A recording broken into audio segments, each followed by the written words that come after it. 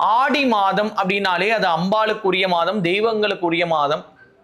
ஆடி மாதத்துல வரக்கூடிய ஒவ்வொரு விஷயமுமே வந்து பாத்தீங்கன்னா ரொம்ப வந்து வேல்யூபிளான ஒரு விஷயம் சொல்லுவாங்க. இந்த அம்பாள் உபாசனையில இருக்கிறவங்க, சக்தி உபாசனையில இருக்கிறவங்க சொல்லுவாங்க, ஸ்ரீவித்தை உபாசனையில இருக்கவங்கலாம் இந்த ஆடி மாதத்துல ஒவ்வொரு நாளுமே அம்பாளுக்காக தன்னை அர்ப்பணிச்சு பூஜை பண்ணாங்க. எப்படி நவராத்திரிக்கு வந்து அர்ப்பணிக்கிறாங்களோ அதே மாதிரி அர்ப்பணிப்பாங்க.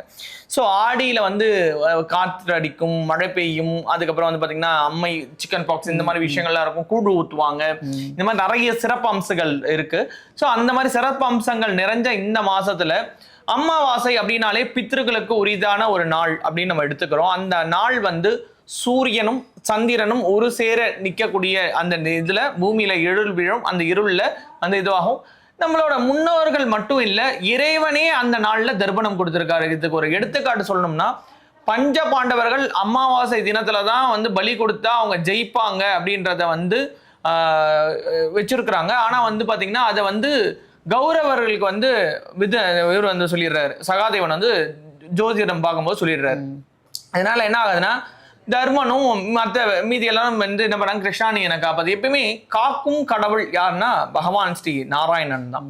அப்ப அவர் என்ன பண்றாருன்னா, நீங்க எல்லாம் தப்பும் பண்ணிடுவீங்க, மனுஷன் மாதிரி தான், எல்லா தப்பும் பண்ண கடைசியில வந்து காப்பாத்துறேன் நான் தான் காப்பாத்துன்னு சொல்லிட்டு நாளைக்கு அமாவாசை இன்னைக்கே போய் தர்ப்பணம் கொடுக்குறாரு. அப்ப கடவுளே தர்ப்பணம் கொடுத்துருக்க.